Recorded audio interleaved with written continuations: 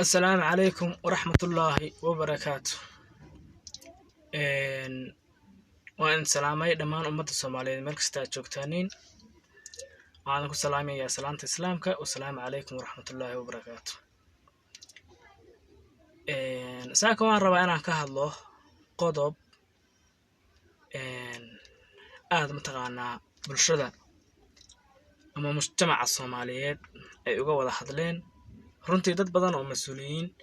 YouTuber iyo dad badan oo caan ah ayaa ka hadlay qodobkaas marka anigu wax badan ku dareemayo waxaan rabaa inaan laba ama saddex kalmadood ka yiraahdo qodobkaasi waa masaafirinta dadka mataqaanaa Soomaaliyeed oo laga masaafirinayo isla dal Soomaaliyeed horta Somaliland madaxdeedu waa dad mataqaanaa ay cuqdad iyo cunsurinimo ka buuxdo hadalka anigu been kama sheegayo sababta dadka loo raafina waa cunsur iyo haybsooc iyo qabiil weey ma aha wax loo raafay amni darro ma aha wax loo raafay hawl kale laakiinse waa la masabido wax masabidasha marka ummadda Soomaaliyeed iyo mataqaanaa dadka reer Soolba arintaas waa arin aad u foolxun inay ka hadlaanin ka dhiidiyaan shacabka istaagaan waxa ay soo taagan bay ahayd ma ahayn in gobolkaas oo ahaa gobol caan ah aad loo jecel yahay aad loo yaqaan magaalada Laascaanood ma ahayn in ay ka dhacdo arinta noocaasna waa wax aad u foolxun Laascaanood waa meeshii mataqaanaa geeska Afrika waa gobolka ugu taariikhda dheer mataqaanaa markii laga reebo gobolada waaweyn marka gobolkaas in arinta noocaas ka dhacdo oo guriga daraawiishta aaminsan yihiin tishoodana gobolkoodina dulmi lagu sameeyo dadka lagu dulminayo waa wax mataqaanaa aan wanaagsanayn iyagu awood ay dadka ku ceshaan ma hayn laakiin inay shucuurtooda muujiyaan masiirka ay ka leeyihiin muujiyaan ay ka istaagaan ruuxaas nama qabtaadeen gobolka iyagana waxaas kama dhici karo in dhaxaan xukuumadda Soomaaliland kuma dhiirateen haday sida oran lahaayeen kuma dhiirateen wallahi isku dhiirateen oo billahi isku dhiirateen oo taa anaga idin leh marka ummadda Soomaaliyeedna waxaan leeyahay wixii hore u dhacay Soomaalina kala soocantay isuma jiro maanta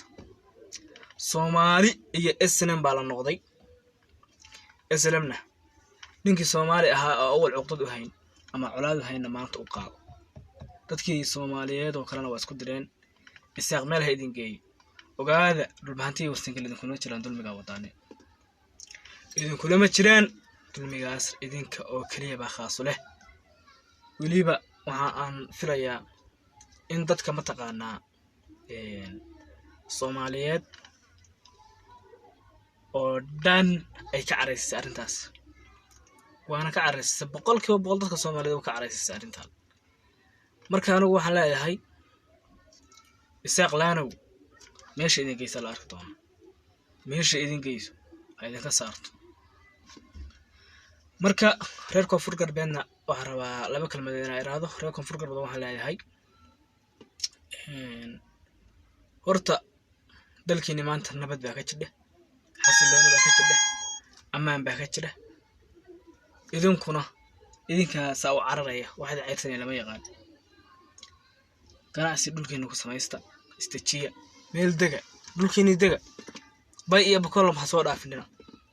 24 saac ama sanad walba waxa maqlaysaa ama Puntland baa saa noo gashay ama Somaliland baa saa noo gashay ama mataqaanaa gobolada kala saarno ku galay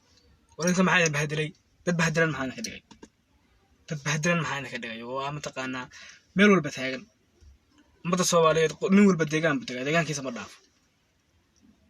meelaha city-yada waaweyn sida Muqdisho kale macquul laakiin si gobolada yaryar gobol in u gudbo waa khalad taa ninka ku khaldama leeyahay waana ku dhaliilayaa reer Koonfur Galbeed waana wax tacsiinaya wixii ku dhacay reer Koonfur Galbeed oo wax aad looga xumaaday ahaayeen ummadda Soomaaliyeedna waxa leeyahay dulmiga halka ka dhacay Laascaanood u soo daahay maayo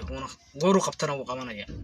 reer laascaanoodna waxaan leeyahay war dulmiga dushiina lagu qabtay oo u jeedaaneen maxaa indhaha uga laabateen maa ka hadashaaneen culimaad leedihiin cuqaal baad leedihiin odayaal baad leedihiin xagarad baad leedihiin isimaad leedihiin dhalinyaraad leedihiin war wax haddaa ka istaagtaaneen oo idinku aad istaagtaaneen cidna idinma caburiseen cagta hoosteedana idinma geliseen idinkaa u aamusay islamna idinkaa u fududeeyay inay dadkaa saadho marka aniga intaas ayuu ku hadlayaa cid wax kale ku dari maayo ummadda Soomaaliyeed markastay joogaan ilaahay waxaan ku baryaa inuu ilaahay siiyo dowlad aan taqaanaa wanaagsan oo ka saaro dayaca ay ku jidho madaxda Soomaaliya waxa maqay ra'iisul wasaare Roble ka hadlay laakiin madaxweyne Maxamed Abdullaahi Farmaajo kama u hadlin waxaan ku yiraahdaa dowlad goboleedyada dalka ka dhisan oo meel walba ma taqaanaa joogo iyaguna kama hadlin waxaa loo hadlayahay oo ma taqaanaa dalka dhibaatadii dulmiga ka jira maxaa looga hadlayaa dadka Soomaaliyeed niyo waxa moodaa dad aan dalkan tan kala hayniyo ilaahay waxaan ka rajaynayaa